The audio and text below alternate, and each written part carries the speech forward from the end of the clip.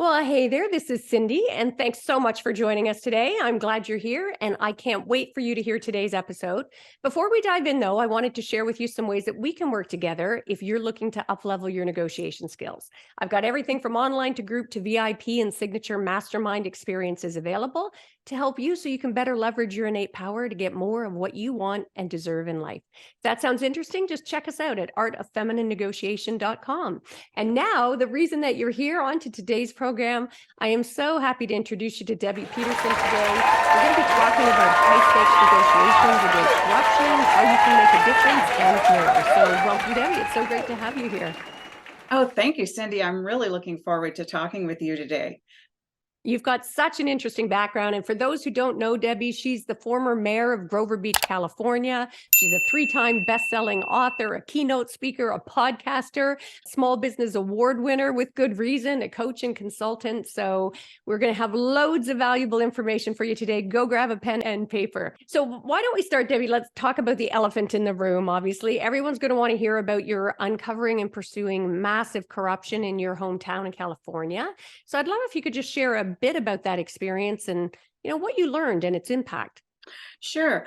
I'm a former mayor, and I was on the council and also the planning commission. Had 4 wonderful years on the planning commission. Everything went exactly the way it should. We listened to people, they listened to us, there was respect, we worked out problems, we sorted things out. And as a communications major, it couldn't have been better. And then I got on the city council and I started hearing that there was some corruption. And I started sitting on committees and I started seeing that they weren't very well managed. Yeah. And some of them, and 4 of them so bad that if they weren't corrupt, they would be wide open to it. Yeah. And when I was then elected as the first directly elected mayor of my town, I thank you. I began to really be able to work on it. And I worked with a whole team of people. But the interesting thing is that the women in government positions are the ones who really changed it, although it was equally men and women working on the corruption behind the scenes. Yeah. I got to the point where it was so extreme that the only thing left to do was to write about it. So I wrote The Happiest Corruption, Sleaze, Lies, and Suicide in a California Beach Town. Love that title, by the way. Yeah.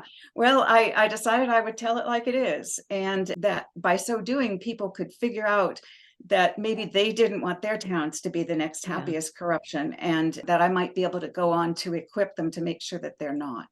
And let's talk about that for a sec. Like, what advice do you have for people facing corruption or generally what seem like overwhelming odds? I think so often people feel, especially when you're up against government, that we're impotent. We really don't have much say. So how do you tackle that?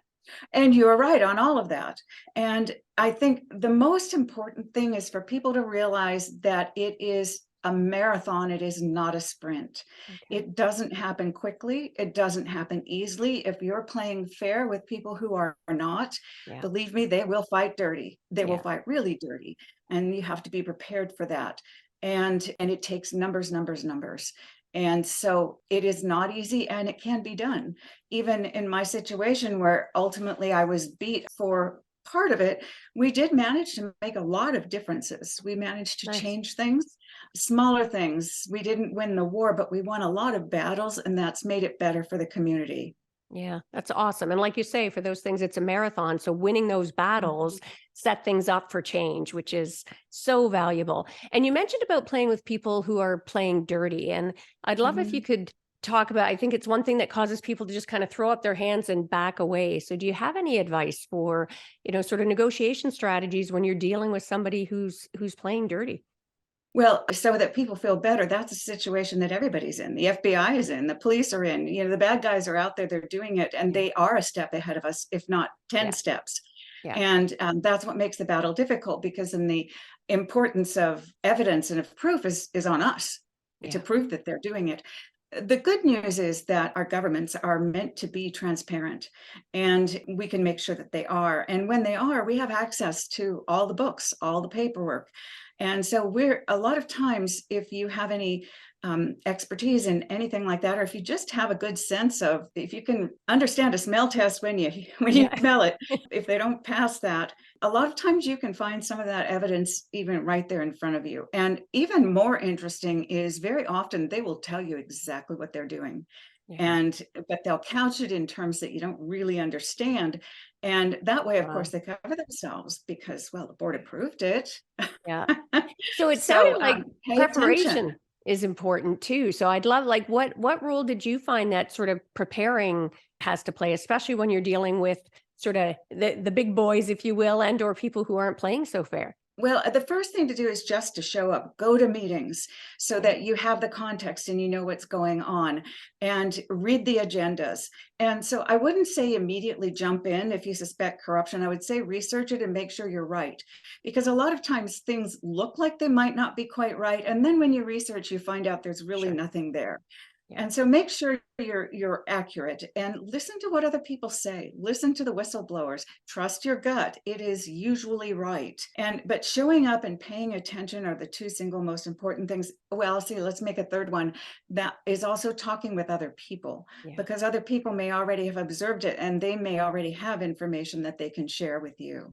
Yeah, I love that communication piece. Not surprising, given that you've got a major in communications, that you've got some expertise on that. And I love that you talked about intuition. It's, you know, certainly one of the key parts, I think, of what I call the art of feminine negotiation. And I don't think we do that enough. It's like we've lost touch with that intuition piece sometimes. You had mentioned earlier, Debbie, about the difference between sort of the women and the men, and it was the women who were moving forward with this.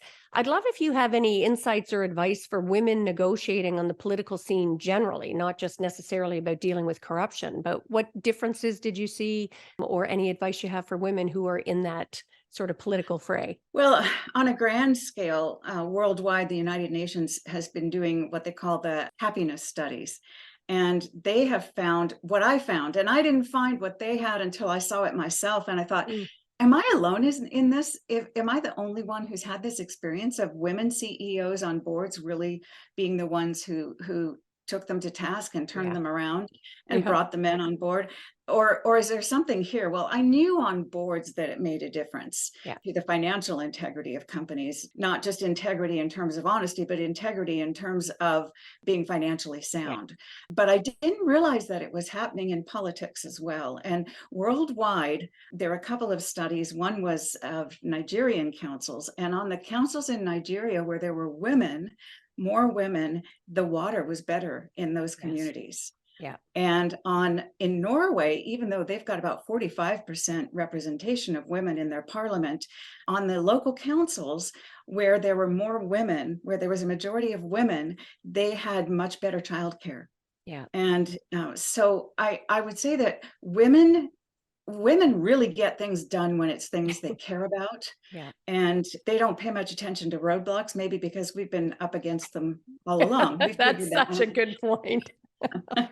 So as far as negotiating is concerned, I don't think there is any one style. And even in feminine Yeah. negotiation, we're all different. We all have different gifts and skills and abilities and ways of operating. And what I would say, though, is that women do reach across the aisle much more readily to problem solve, even when they vehemently disagree with each other. And that's also something that's been proven by the United Nations happiness studies. Yeah. So I would say, go with what you've got. And I think that's what you say too. You finally Yeah. realize you got to go with what you've got, Yeah.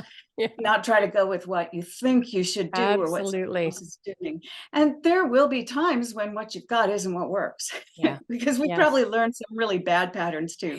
So there's some wisdom that needs to be engaged as Oh, well. I love that. And thanks for raising some of those studies, and because I think it definitely needs more attention, because it is the case on the world sort of global scale, if you will. When women are involved on social issues, things happen and they get done. Mhm, In politics, mhm. things happen and get done. And even in the corporate world, there are a lot of recent studies showing that the teams that have women perform better. There's more creativity, and they just end up getting better outcomes as well. And particularly when you've got diversity. I mean, not some studies said More that, diversity. the more women, the better, but certainly when you've Mhm. got diversity, things kick up a notch in terms of productivity and that creative juices. Now, you had mentioned, I want to circle back about that, you got to go with what you want. And I totally agree. I mean, it's so important to have that authenticity in your negotiation style. In my law practice, I've had juniors who would come on and they try and emulate my style. And I'm like, you've got to be authentic, find a style that works for you. And I'd love you've got 50 years sort of experience. What changes do you see, if any, in women's negotiating sort of persona or styles over your years? Well, my mother was a wonderful role model, and we're very different. I'm more on the creative side, and on the communication side, she was much more on the operations side of things. She was an Okay. auditor. And so we were very different. But one of the things that she said to me, and this was, gosh, some 50 years ago, is, women often at the top are seen as bitches. And part of the reason is because they feel like they have to act like men. Yes. On the other hand, when they do act like men, often they are bitches. Yeah. And so were the men in that situation, and not pleasant people to deal with. However, I think that has changed a lot. And I think that women now feel much more comfortable to just be who they are.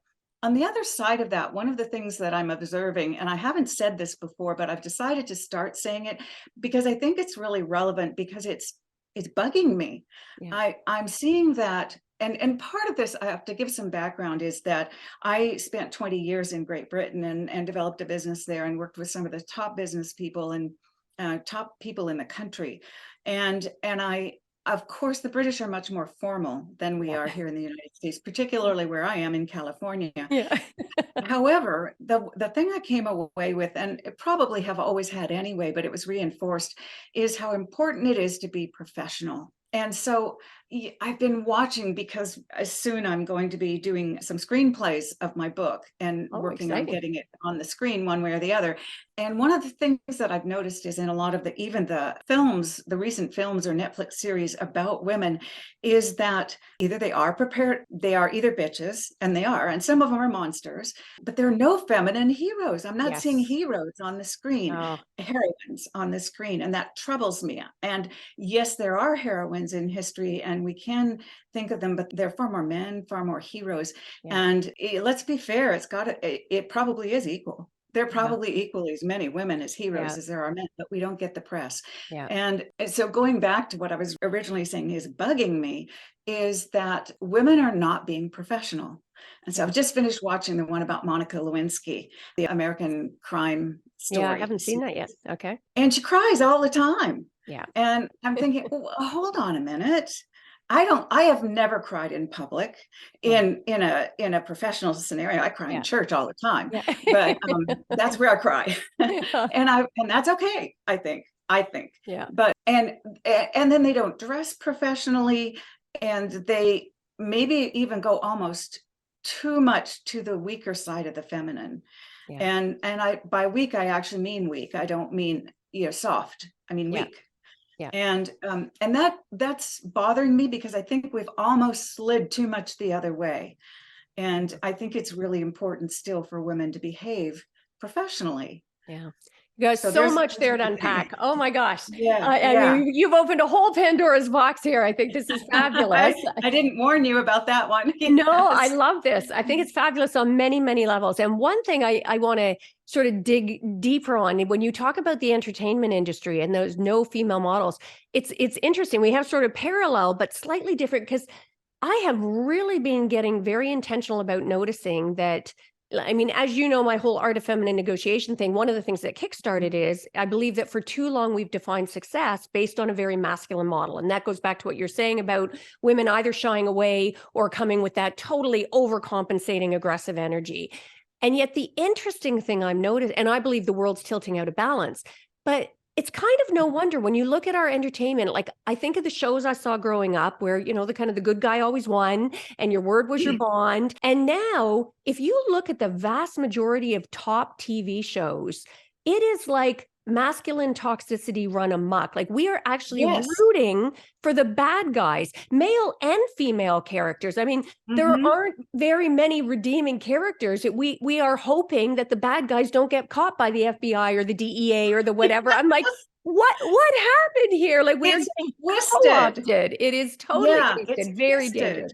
Mhm. And I think really reinforces that definition of success based on this very competitive winner take all model. So, I mean, it's one of the things that prompted me to really dig into the art of feminine negotiation. I agree with you. Lean into that feminine strength, lean into rapport building and empathy and flexibility and trust building, all of those sort of old school principles that actually move the dial in more elegant and constructive ways. So thank you for calling it out. I think that's really an important discussion for us to start to be having. And the one last thing that really jumped out for me when you're saying about that judgment, like women definitely are called bitches all the time. And part of that is them bringing that energy. I think that it may not be authentic to them, but also it's in, like, they've done studies of where they show people a picture of a boardroom table. And in one, there's a man sitting at the head of the table, and the other a woman. And surprisingly, both male and female participants will consistently, when they're asked to describe the person at the head of the table, describe the male in very complimentary terms: strong, leader, charismatic, and describe the woman as being bossy and controlling and other derogatory terms, simply by looking at a photo. It's like having the audacity to sit at the head of the table sort of allows people to judge us more harshly. So, like I say, you've opened a whole Pandora's box there, I think, Debbie. Yeah, the two I see in politics have been, if they can't get you on being a bitch, if you really truly do use your feminine arts of negotiation, which I do and always have, because I have a degree in public relations, and that's about finessing things. That's about, win-win or no deal, usually, if they're not covering for things. But now I lost my train of thought there. Oh, but the two things that you hear in politics, if you have a good woman in office, are either, oh, she's crazy, or, but you'll get the whispering campaign that'll say, she's not very nice. Yeah.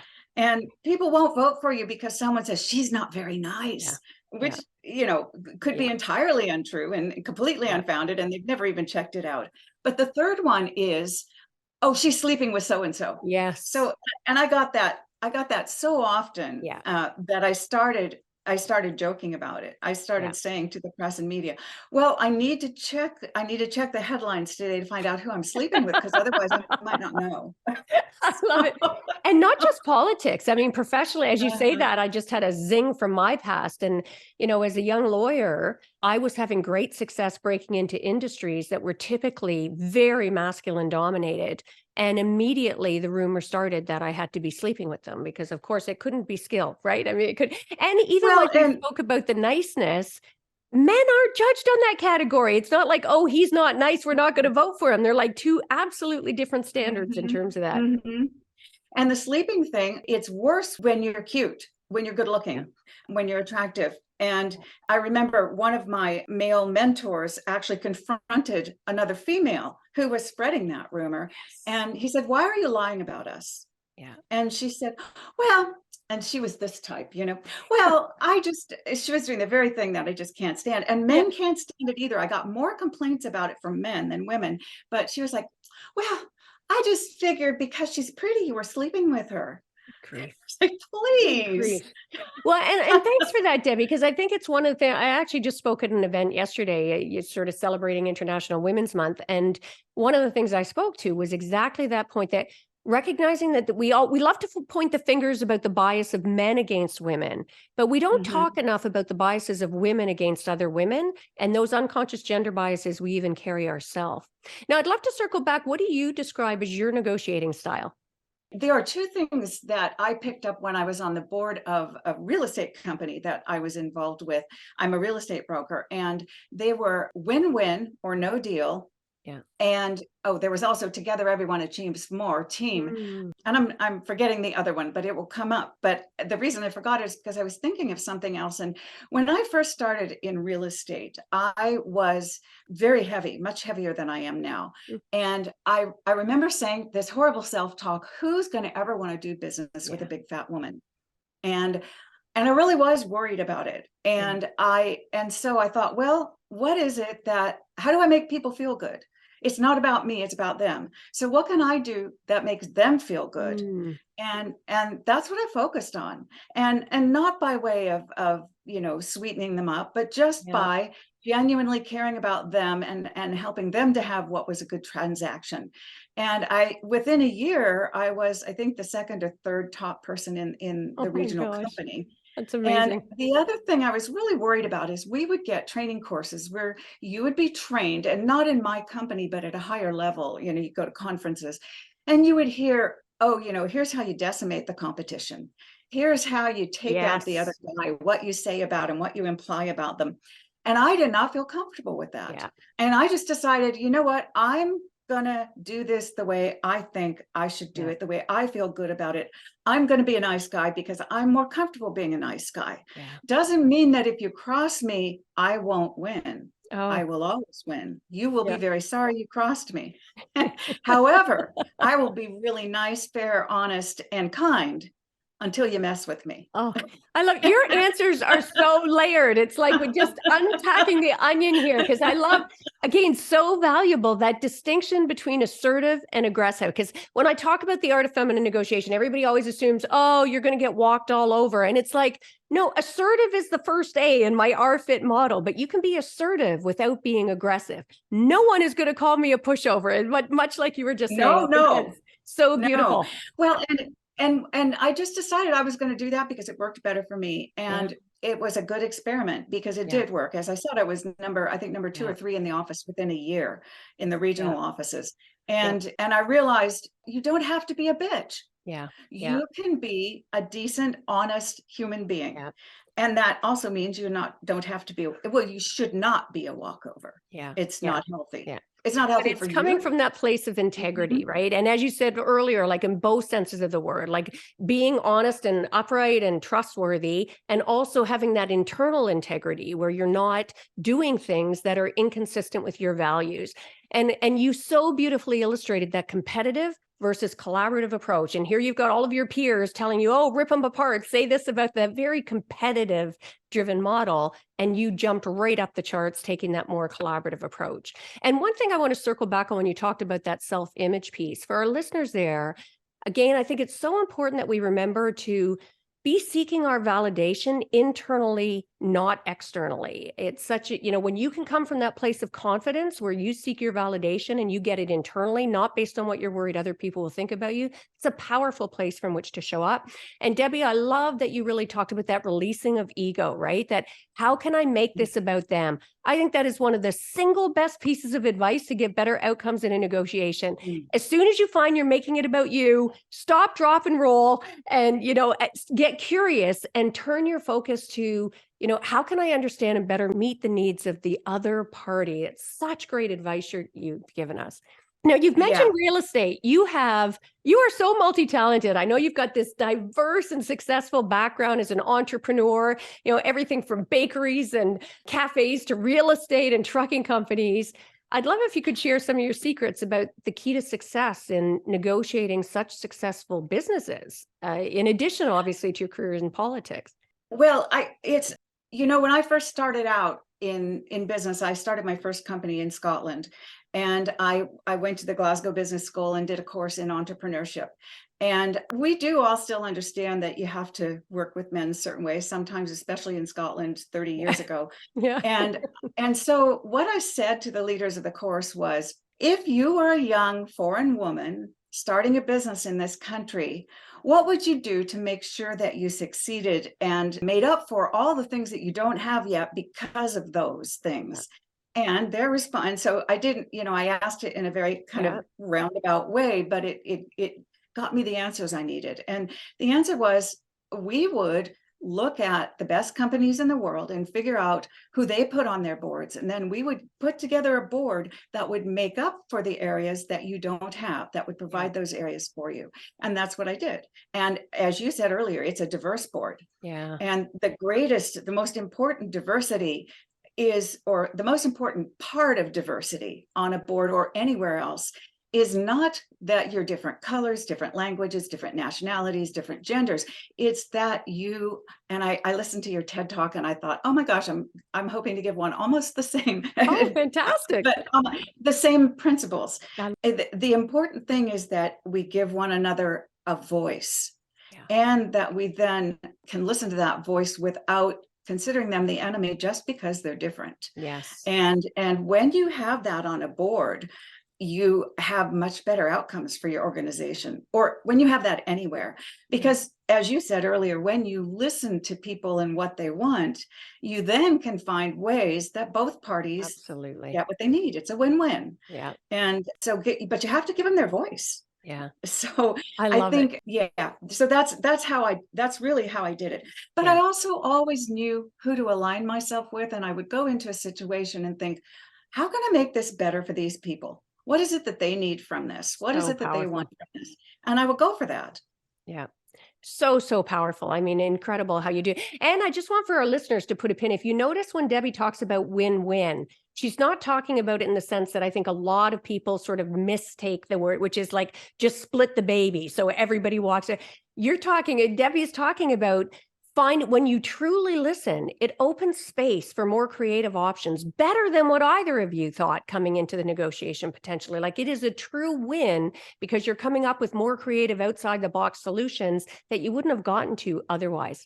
And I'd be interested, Debbie, as well, like, because you've had such a diversity in that sort of career doing from these different ranges. Did your negotiating style change between those different roles? Did you find?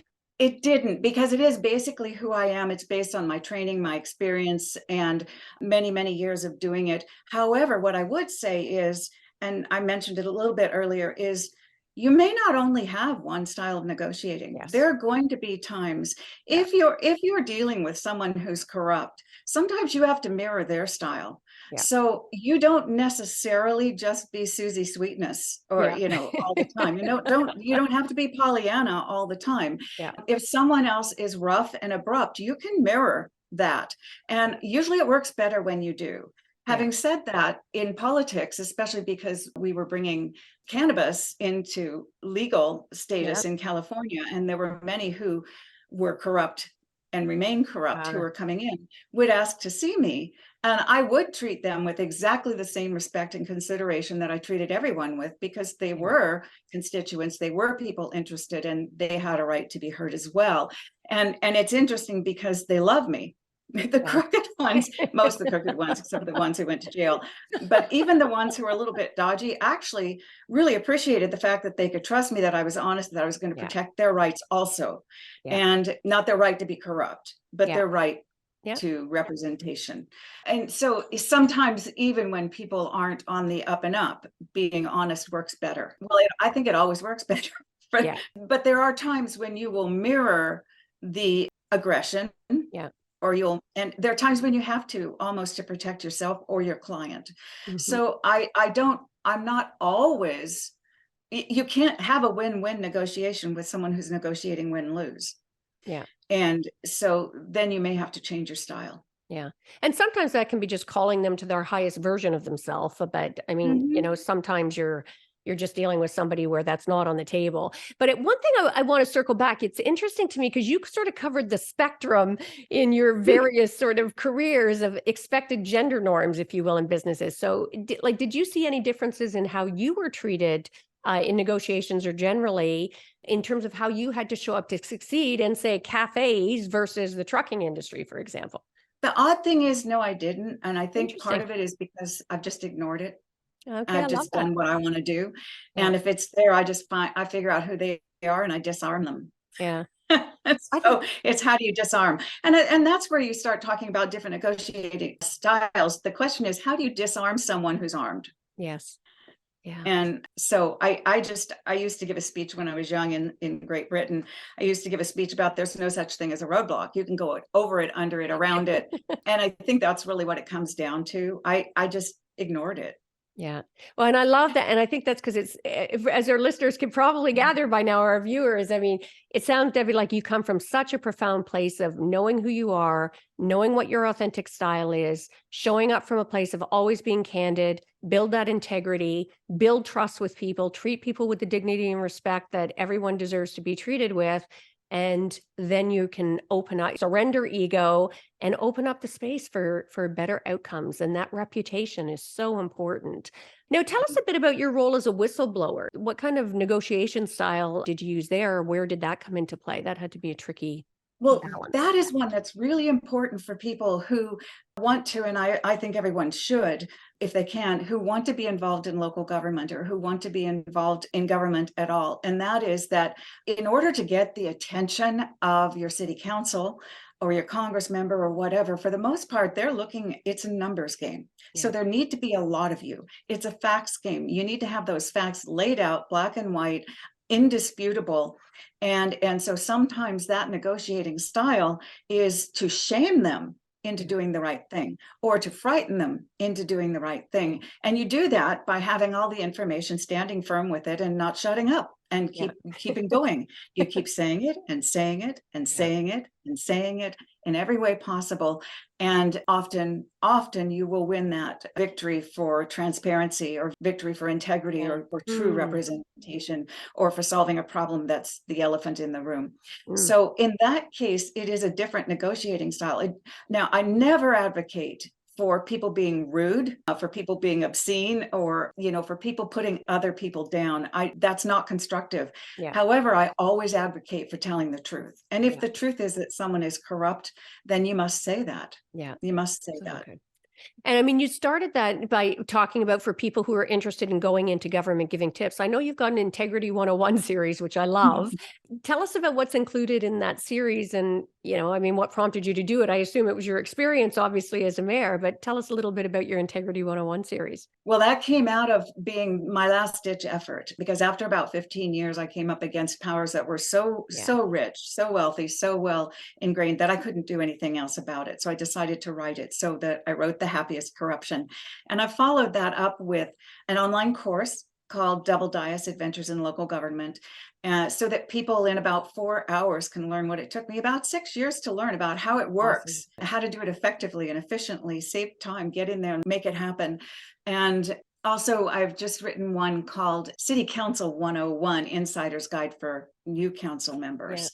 And got one coming out in the series that'll be out as soon as I can get it together, and which I know you understand because you've got a few out too now, is We the People 101, How to Beat City Hall, which is kind of what I just told you about the whistleblowing side of it. So, and that idea came from Jack Canfield of the Chicken Soup for Your Soul, for the Soul series. He said, Debbie, everything you do is about integrity. Why don't you make this an Integrity 101 series? And I agreed, and there'll be more to come, I'm sure.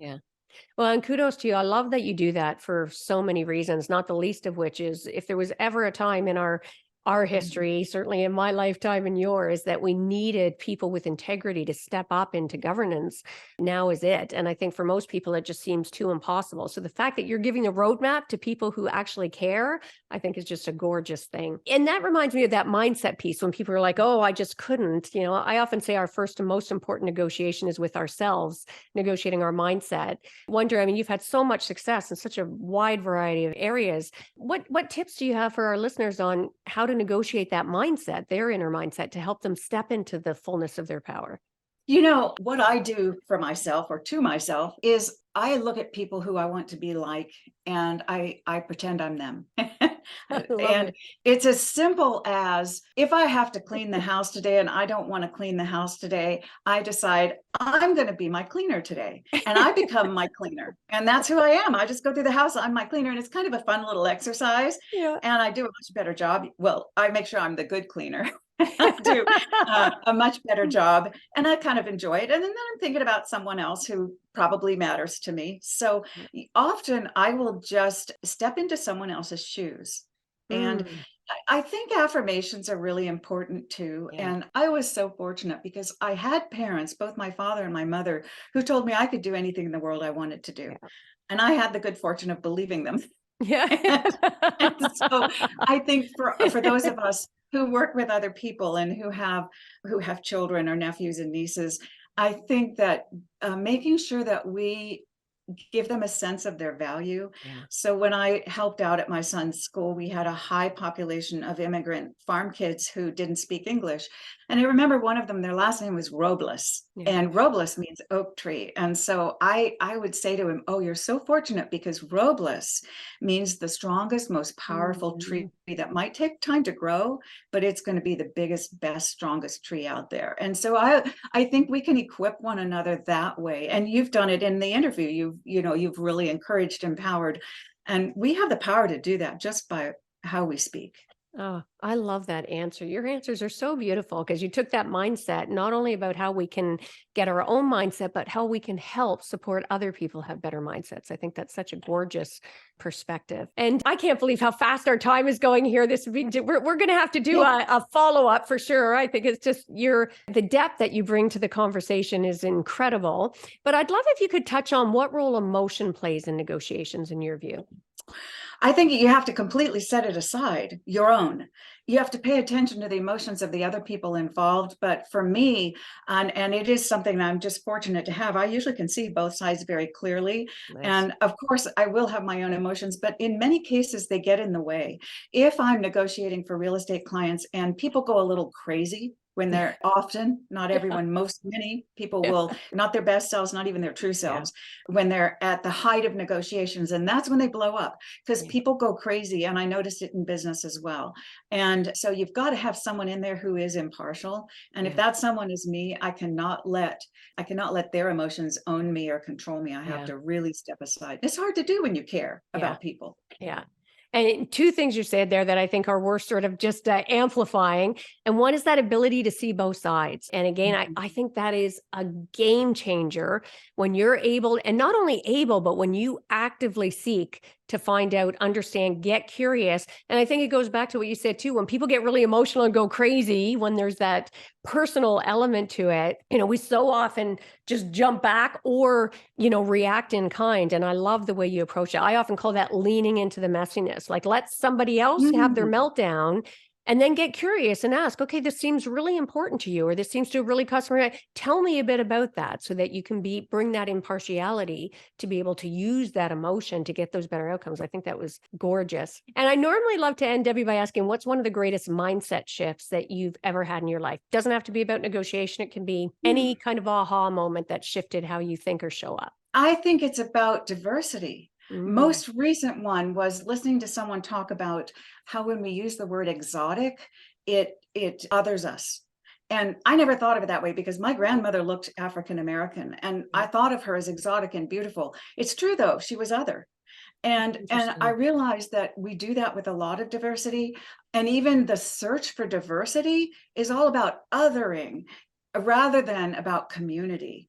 And so I think my most recent aha has been that really what we must be about is not diversity in and of itself as a quota or ratio, but diversity as it brings us together as community. That is gorgeous. And Frank, I just had a little epiphany as you said that, Debbie. I think because when we frame things as an us and them, however well-intentioned, however complimentary we're being, there's an apartness there that undercuts. I think that's a really gorgeous observation. And what a beautiful note for us to end this on. But I definitely want to get you back so we can dig deeper on some of these concepts. So important. And tell people where they can find you. I know we've got your website is debbiepeterson.com. Where else would you like people to go to find out more about you and your fabulous books? debbiepeterson.com is the easiest because it links to all of the books. It links to the online course. It links to a podcast I have called Corruption Chronicles. And I want you to appear on my podcast, but we'll go there another time, not today. and so debbiepeterson.com is really the best way to do it. Perfect. And we'll make sure to have that in our show notes as well for our listeners and viewers there so that you can check that out with the names of all of her various books. And again, for anybody who's even got an interest or inkling about government and governance, definitely recommend that you check those out. And hopefully it will inspire you to actually step up and take a more active role, because we certainly can use that in these very polarized and troubled times. So thank you for all that you do, Debbie. And it's been so great having you here. Oh, thank you so much. I've learned a lot reading your book. So I appreciated that. And I'm sure for our listeners, you've all got loads of value from this episode. I mean, we've been touching on just such a wide variety of subjects, and Debbie and I are both fast speakers. So you've been able to, we've got sort of double the content in this episode. Make sure to subscribe if you haven't already done so. And also make sure to share this episode with anyone that you think could get value from this message. And There's just so much value here. I invite you to re-listen to the episode and unpack some of the ideas that we went through really quickly here, but there's so much depth and resonance. And if you explore it a little deeper, I think you can up-level your ability to get much better outcomes in ways that are very authentic to you. So, and also be sure to grab my Art of Feminine Negotiation, how to get what you want from the boardroom to the bedroom. It is out now. Grab it at your favorite bookstore, ask for them to bring it in. And that is a wrap for this episode. So until next time, go forth and negotiate your best life on your terms so you can get more of what you want from the boardroom to the bedroom. Until next time, take care.